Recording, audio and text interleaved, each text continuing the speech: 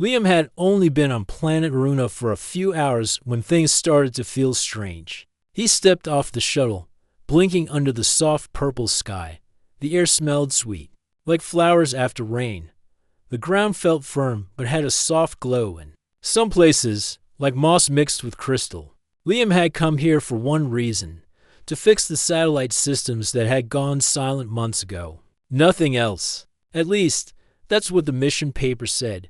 A group of tall, pale blue aliens waited for him.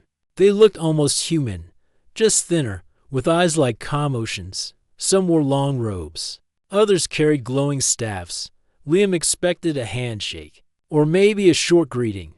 Instead, they formed a circle around him. One of them stepped forward. Her voice was soft but clear.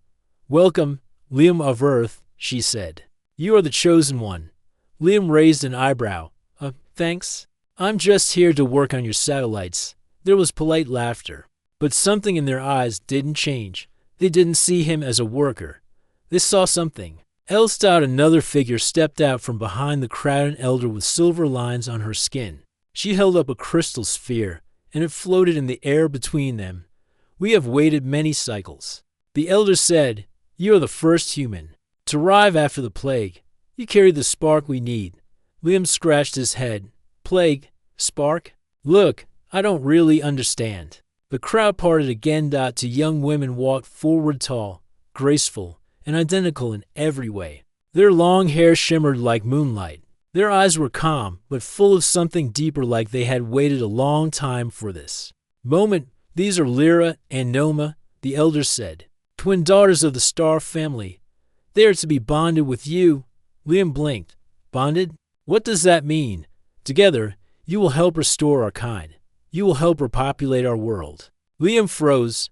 He looked at the crowd, then at the two women, then back at the elder. "Wait, I think there's been some kind of mistake," he said slowly. I'm just a technician, a normal guy. I fix things, not repopulate planets." More soft laughter followed, but again, their faces stayed serious. Lyra stepped forward. Her voice was kind. "We know this is new to you, but we have studied your people. This is not just about children. It is about trust, about building something together." "Besides," Noma added, "you are not here by chance. You were sent because your bloodline carries something old, something important to our survival." Liam wanted to say something clever, something smart, but his mind was spinning. He looked round. No one seemed surprised. No one said it was a joke. "Look," he finally said, "I think you've got the wrong guy. I'm not special. I just follow orders. I don't even know how to lead a team, let alone help a whole world." The elder smiled gently. "Humans often believe they are small," she said, "but you are not here to be big. You are here to be true." Liam didn't know what that meant. That evening, he sat in a round stone house on the edge of the village. It had been prepared for him before he arrived. Clean sheets, simple tools, and even some food that tasted a little like bread. And fruit. Lyra and Noma had shown him around the place. They didn't act strange or forceful. They were kind, soft-spoken, and curious. They asked him about Earth, about trees, about snow, about laughter. They smiled when he spoke, but he could see something behind their smiles, something heavy, like they were carrying the weight of too many hopes. After dinner, they left him alone to rest. Liam sat on the soft floor mat, staring out the window at the glowing trees outside. This has to. Liam woke early the next morning, hoping everything from the day before had been a dream. But the soft purple sky was still there. The glowing trees still stood tall outside, and the voices of people speaking gently in a strange language drifted in through the open window. He sat up slowly. The room smelled like warm flowers. He was still on Runa. There was a knock at the door. It was Noma. "Good morning, Liam," she said with a gentle smile. "We brought you food."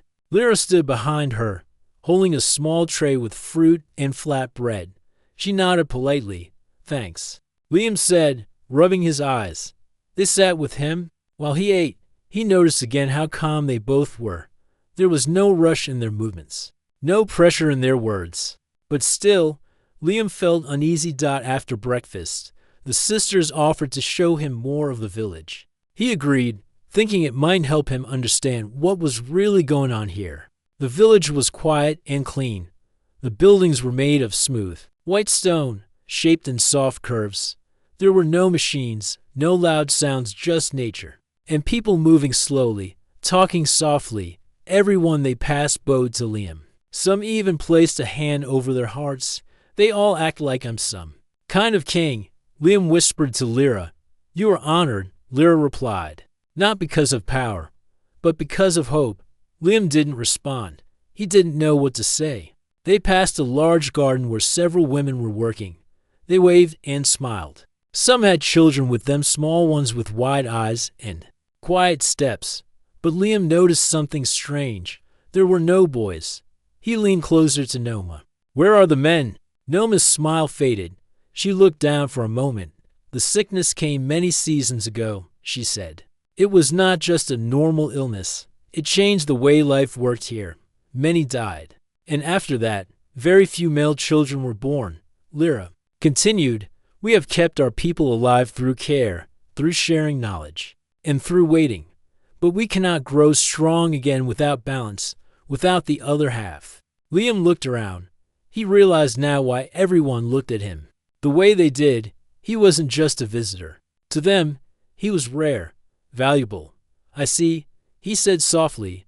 They led him next to the central tower, where the elders stayed. Inside, the walls were painted with stars and strange symbols. An old woman greeted them. She had golden rings in her hair and deep lines on her face. Liam remembered her from the day before. You have questions, she said kindly. I do, Liam answered. Why me? Why now? The elder walked slowly to a glowing wall panel. She touched it, and an image appeared. It showed a human ship, old, marked with Earth's flag. This ship came here long ago, she said.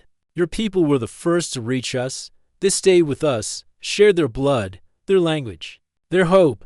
But then they left. Only a few children remain mixed with our kind. You carry that blood, Liam.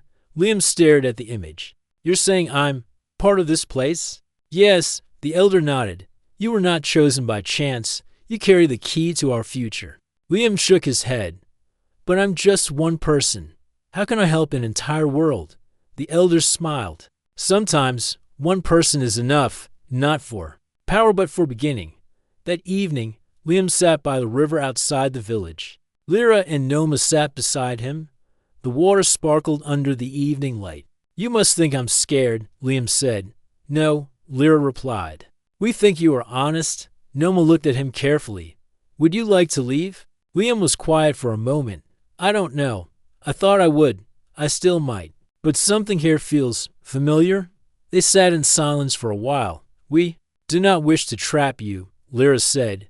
You are free. But if you stay, we will walk with you, slowly.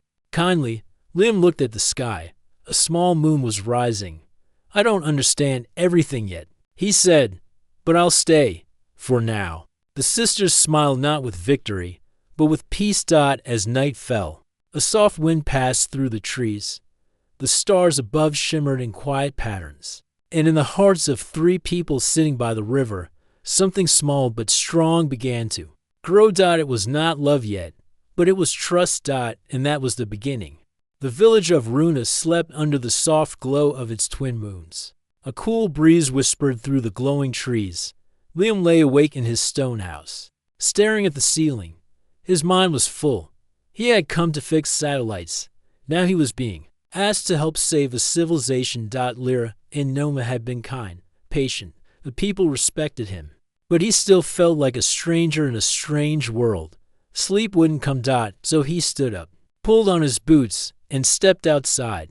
The village was quiet, not a single voice. Only the soft rustling of trees and the gentle hum of glowing plants. He walked slowly past the gardens, past the central tower, and down a narrow path that led toward the forest. Just a short walk, he whispered to himself. Maybe some air will help. The forest stood like a wall of light and shadow. Tall trees with silver bark and blue leaves waved slowly in the breeze. Liam stepped under the canopy, Following a narrow trail he hadn't noticed before. As he walked deeper, the glow faded slightly. The trees became darker. The air grew cooler. Then, he heard something soft footsteps, not his own. He froze. Another sound, a whisper, a breath. He turned round quickly but saw no one. Hello? He called out. No answer. Then he saw it movement. Between the trees, a figure, tall, thin, human-shaped, but wrong. It moved like smoke, drifting between trunks. Its skin looked gray. Its eyes glowed faintly, and it was watching him. Liam stepped back. Suddenly, more shapes appeared, silent, watching, not attacking but circling. One step closer. Its face was smooth and pale. Its mouth didn't move. But Liam heard it clearly. Liam, he gasped. How do you know my name? The figure didn't answer. It tilted its head, as if studying him. Its body flickered, like it wasn't fully solid. The voice came again, inside his head. Turn back, before it wakes. Liam ran. He didn't look back. He just ran, through trees, over roots, down the glowing path, until he burst back into the village square, panting, sweating, shaking. Lyra and Noma were already there. They rushed to him. Where were you? Noma asked. We felt something strange. Liam grabbed her arm. There's something in the forest. Something not right. The sisters looked at each other. Then Lyra said quietly, You saw them. Liam nodded. What are they? Noma spoke in a soft voice. They are the lost, the broken ones. Long ago, our people tried to save themselves. By copying life. They used old machines, strange science. But it went wrong. They tried to create new children, Lyra continued. But the balance was missing. The souls were not whole. Some became monsters, others, shadows. They wander now, Noma added. Not living, not dead. They speak in dreams, and sometimes they call to the one who carries the key. Liam's heart was pounding. You think they were calling to me? Lyra nodded. They know who you are. They know why you came. I didn't come for this, Liam said. I came to fix machines. Yes, Noma replied gently. But you were sent here for a reason. There's more to you than you believe. Liam didn't sleep that night. He sat near the window, watching the edge of the forest. Nothing came out. But he felt something watching. The next day, the elder called him to the central tower. You saw them, she said without question. Liam nodded. Then it is time, she said. You must see what lies beneath. The elder took him, Lyra, and Noma to the ruins on the far side of the village. They passed old stone walls, covered in vines. Giant broken statues stood like forgotten guardians. At the center, a round platform sat half buried in the earth. The elder placed her hand on a stone. A soft blue light spread from her fingers. The ground rumbled. A staircase appeared. Liam followed them down. The air grew colder. The walls lit up with symbols, some human, some alien. At the bottom, a large door waited. Lyra touched it. It opened. Inside was a chamber filled with quiet humming. Strange machines lined the walls. In the center stood a long glass pot sealed, glowing faintly. Inside it were small capsules. Dozens of them. Liam stepped closer. Inside each capsule was something small. Not machines. Embryos. Human, alien, mixed. This is the seed vault, the elder said. It was built long ago, when we still had the help of Earth's explorers. They left us a chance away to start again. But it needs a key. Lyra said. A living code from the original bloodline. You, Noma added. You're the key. Liam's mouth felt dry. So that's why I'm here. The elder nodded. You were never just a technician. You are a descendant of those who came. First, their message called to Earth long ago. We hoped someone would hear it. Now you are here. Liam looked at the capsules, so small, so fragile, but full of life. He placed his hand on the glass. The machine responded. Lights flickered. The humming grew louder. It accepted him. A soft voice filled the chamber. It spoke in old Earth language. Genetic match confirmed. Rebirth process may begin. Liam stepped back. His heart was racing. What happens now? He asked. Lyra looked at him with quiet strength. Now, we prepare, and we protect this. place, because others will come. Noma added, not all will want to see us rise again. Liam looked back at the pod, then at the sisters. He had come to fix broken things. But maybe, just maybe, he was here to fix something much greater. Liam couldn't stop thinking about what he had seen in the underground chamber. The seed vault. Those tiny capsules, each carrying the chance to restore life, to rebuild what was lost. And somehow, his blood, his DNA, was the key to unlock it all. He spent the next day walking with Lyra and Noma through the outer ruins. The wind was cool, and the trees whispered softly overhead. But even in the calm, Liam felt something heavy pressing on his chest. So, Liam said as they stepped over broken stones, what happens if I help activate the vault? What comes next? Lyra walked beside him with her hands folded. New life begins, but that is only one part. Noma added, we need to make sure this place remains safe while the process continues. The seed vault cannot be moved. It takes time to work. A long time. Liam looked at them both. And the things in the forest, the shadows, will they come for it? The sisters were silent for a moment. Yes, Noma said finally. They are drawn to energy, to life, and the vault carries both. That night, Liam sat with the village elder again. The fire in the center of the tower cast slow-moving shadows on the curved walls. I don't understand, Liam said quietly. If Earth helped build the vault so long ago, why didn't they come back? Why didn't anyone tell us? The elder's voice was calm. They did try, but space is wide. Messages get lost, governments change, empires rise and fall. Runa became a forgotten world. She looked at Ty and said, Part 5 1,000 words Calico or interesting Hunachea, or third-person style Malekni Ha or simple basic English Ka. Don't use any violated word. So please avoid any violated content. Chat said, here's your HFY Sci-Fi story. Part 4 and Part 5, both written in third-person style, with simple, clear English. Around 1,000 words each, and 100% violation-free as requested. Part 4, the secret below. Liam couldn't forget the voice from the machine. Rebirth process may begin. He heard it again and again in his mind. Even after they left the underground chamber, he had touched something ancient, something powerful, and now everything had changed. That night, the village elders called a quiet meeting. Only a few were present, those who still remember the old days when humans first came to Runa. Lyra and Noma sat beside Liam in the circle. The firelight danced on their calm faces. The seed vault accepted him, said the elder. It means the bloodline is true. The others nodded slowly. But if we start the process, said another, the forest shadows will know. They always know. Liam spoke up. What are they, really? Those things I saw in the woods. They aren't just shadows, are they? The elder looked at him. Her eyes were heavy with old memories. They are what remains of our mistake. She said, long ago, when our people grew desperate, we tried to force new life using machines and broken code. Some were born, but they had no soul, no balance. They became corrupted. We call them the Hollow, Lyra added softly. They look human, some speak, but they are not alive like you and me. They fear the seed vault, Noma continued, because it holds the true beginning, and they want to stop it. Liam nodded slowly. So, I didn't just start a machine. I started a war. The fire crackled. No one corrected him. The next morning, Liam returned to the vault with Lyra and Noma. He needed to understand how it worked. If he was the key, he had to learn how to protect it. The vault was deep and cold. Inside, lights blinked slowly along the walls. The pod, with the embryos, glowed faintly.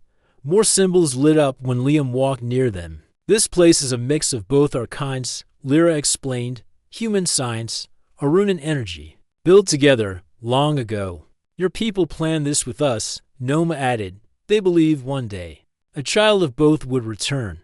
As they walked, Liam touched one of the glowing panels. A voice spoke again, not from a speaker, but from inside his mind. Liam, you carry the path, protect the beginning, complete the circle. He stepped back in shock. Did you hear that? Lyra and Noma looked at each other. No, they said together. So the machine was speaking only to him now. That night, Liam couldn't sleep. He stood by his window, watching the forest again. This time, he didn't see shadows. But he felt something, a presence moving among the trees, waiting, watching. Just before dawn, a loud sound echoed through the village along. Low horn from the edge of the woods. The alarm, everyone rushed out of their homes. Lights flickered. The elders gave quick orders. "They've come," said Noma, her voice steady. "The Hollow are here." Liam ran with the others to the central gate, the trees at the edge of. The forest were shaking. Then, shapes began to appear tall. Twisted figures with pale skin and hollow eyes. The Hollow had returned.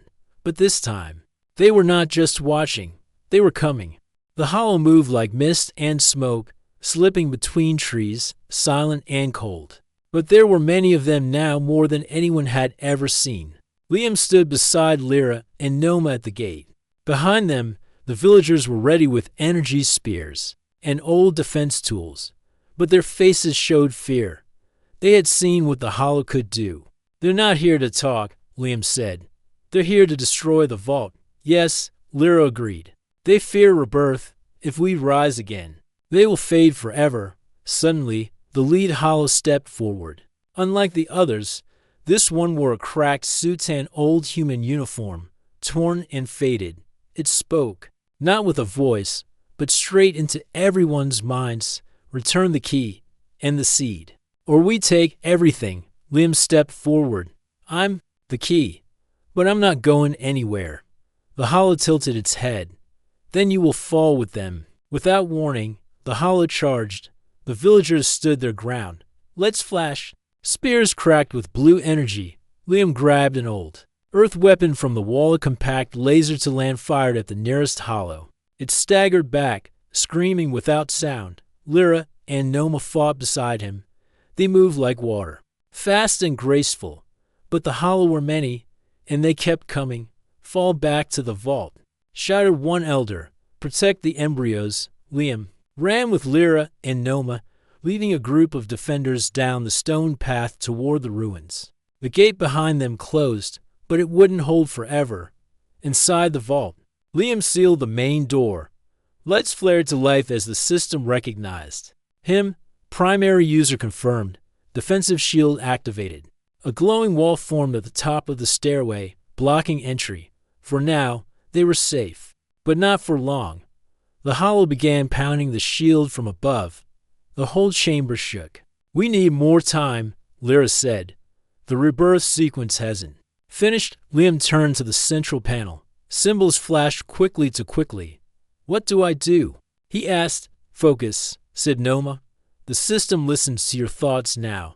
Liam took a deep breath, placed his hand on the panel, and closed his eyes. He thought about Earth, about the stars, about the first explorers who came to Runa, about everything that had been lost, and everything that could still be saved. The system responded. A deep sound filled the chamber. A pulse of light moved across the pod. Final phase unlocked. Life support core activated. Suddenly, a scream rang out above. The shield was cracking. "They're breaking through," shouted one guard. Liam opened his eyes. "I have to protect this place," he said. "Even if it costs everything." Lyra touched his arm. "You are not alone." She stepped beside him. "So do I," Noma said, taking his other side. They stood together as the shield finally burst. The Hollow began pouring down the stairs. But the vault answered Liam's call. A new light filled the room, pure, warm, alive. The Hollow froze. They screamed, not in pain but in fear. Then, slowly, they faded, melting into the floor, the walls, the shadows, and then silence. It was over. The chamber was still. The light remained. The embryos inside the pod glowed gently. New life had been saved. Liam dropped to his knees. Lyra and Noma knelt beside him. He was no longer just a visitor.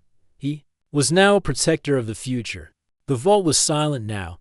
The Hollow were gone, vanished like smoke in the wind. Their whispers had faded. Their twisted shapes had melted into nothing. Only the low hum of the machines and the soft glowing lights remained. Liam stood quietly in front of the embryo pod. The light inside it pulsed slowly, like a heartbeat. Each small capsule floated gently, full of hope. Lyra and Noma were beside him, calm but tired. Their clothes were torn from the fight, and their faces showed quiet strength. The elder entered the chamber slowly. She looked around the room, then spoke. "The darkness has passed. You have done what none of us could." Liam nodded, but his heart felt heavy. "How long until the rebirth process is complete?" he asked. The elder walked to the panel and touched it gently. Symbols lit up. "Not long. But the final step requires energy, a living connection." Liam frowned. "What does that mean?" She turned to him. "The machine was built with a living core. To give life, it must receive life. Someone must link with it, body and mind. Not forever, but long enough for the system to finish." Lyra stepped forward immediately. "Then I will do it." "No," said Noma, stepping in front of her. "It should be me." Liam looked at both of them, shocked. "Wait, hold on. You're saying one of you has to link with the system? That it could harm you?" The elder's voice was soft. "Yes, it is a great cost. It may weaken the one who connects. Perhaps more than that." Liam shook his head. "No, I won't let either of you do that." Lyra placed her hand on his shoulder. "Liam, this is our world. We were born here. We are ready." "No," he said firmly. "If anyone does this, it should be me." They stared at him, surprised. Liam stepped forward to the core panel and touched it. A new voice spoke from the system. "Link not recommended. Human strain may experience loss." "I've lost before," Liam whispered. "I can do this." Noma's voice trembled. "But Liam, if you give too much, you may not return." Liam looked at both sisters. "This is bigger than me, bigger than us. If this world has a chance to live again, it's worth the price." There was silence for a moment. Then the elder walked forward. "There may be another way," she said quietly. All eyes turned to her. The system was designed for one, but it can accept two. If the link is shared, the burden is lighter, safer. Lyra and Noma looked at each other. "Then we share it," said Lyra. Noma nodded. "Together." Liam's voice was soft. "Are you sure?" "We are one," Lyra replied. "Always." The elder touched the control stone. A circle of light appeared in the center of the chamber. "The link point. Stand within," she said. Liam stepped forward. Lyra and Noma joined him. Together, they held hands and stood in the light. The machine responded. The light rose around them. Warm and golden, it wrapped around their bodies, soft and gentle at first but growing stronger. Liam felt his mind stretch. Memories flashed his childhood on Earth, his time training for space. The day he first landed on Runa.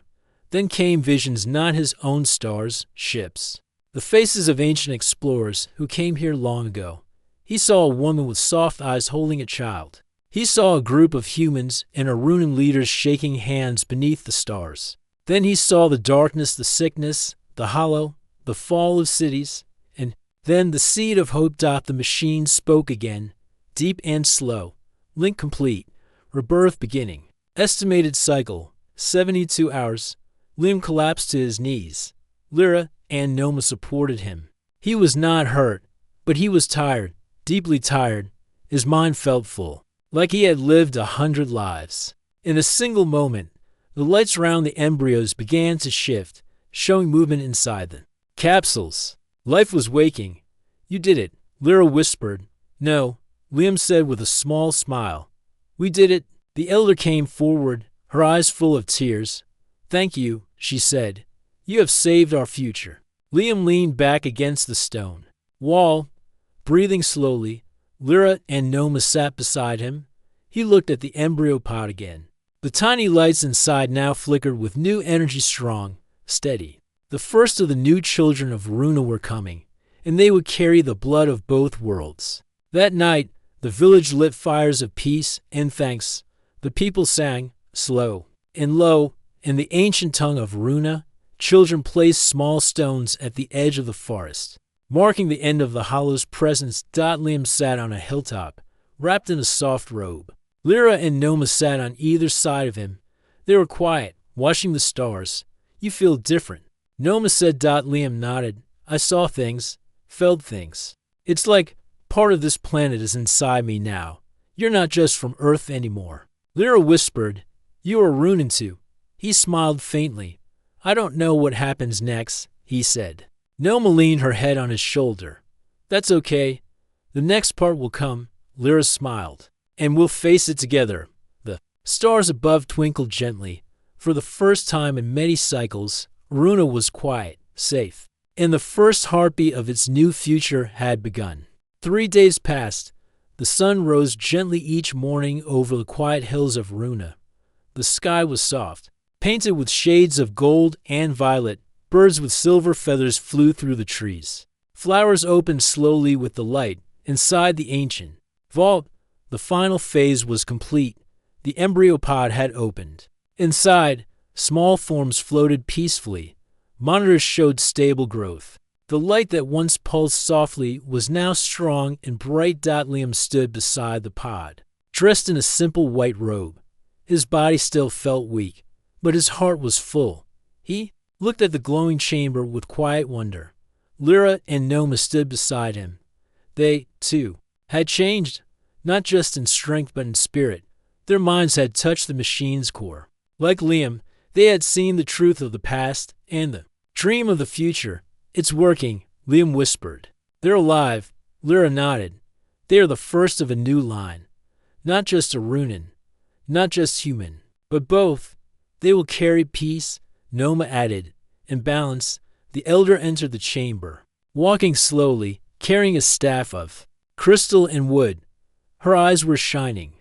The world has changed, she said, because of what you did. Liam turned to her. We only gave what we could, she smiled, and it was enough. That afternoon, the village held a quiet gathering near the river. The people sat in a wide circle. In the center was a new tree, planted just that morning. Its leaves were golden, and its roots shimmered faintly. It was called the Tree of Beginning. Liam was asked to speak. He stood in front of everyone. The wind touched his hair. The river flowed gently behind him. I didn't come here to be a hero, he began. I came because I followed orders. I thought I was just a technician. But sometimes life sends you somewhere not for what you know but for who you are. The people listened in silence. We made mistakes in the past, Liam said. Both humans and Aranans. But now we have a second chance, a real one. Not built on machines or fear, but on trust, on truth, and on something stronger than anything else, hope. Lyra stepped forward. We will raise the new children with care. Noma joined her. We will teach them the stories of Earth and Runa, so they never forget who they are. The elder raised her staff. From this day, we begin again not as two peoples, but as one. Everyone bowed their heads. That night, lights filled the sky, natural lights, like stars dancing in slow waves. The children of the village laughed and pointed upward. Music played softly in the background. Simple songs, sung in both languages, human and Aruna together. Liam sat on a stone bench near the edge of the hill. Lyra and Noma sat beside him.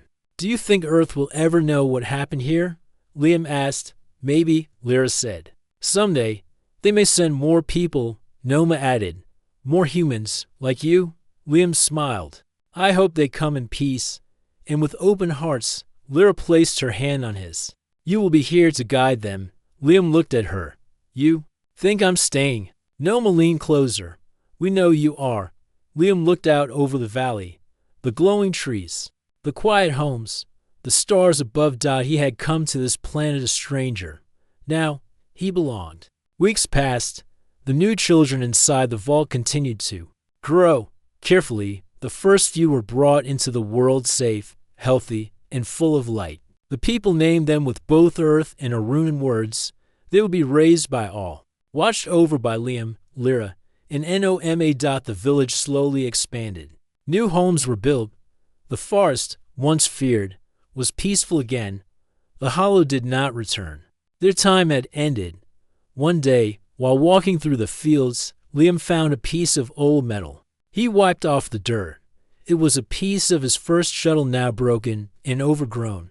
He smiled. That ship had brought him to a planet he didn't understand. Now, he couldn't imagine life without it. He carried the metal piece back to the village and placed it at the base of the tree of beginning. A small marker was placed beside it. From Earth we came, to Runa we belong. Years later, children would run through the fields laughing, some with bright blue eyes like Liam's, others with soft silver marks like Lyra and Noma. They would ask, who was the first human that helped us return? And the answer would always be the same. He didn't come as a warrior. He didn't come as a king. He came as a man with a kind heart, and that was more than enough.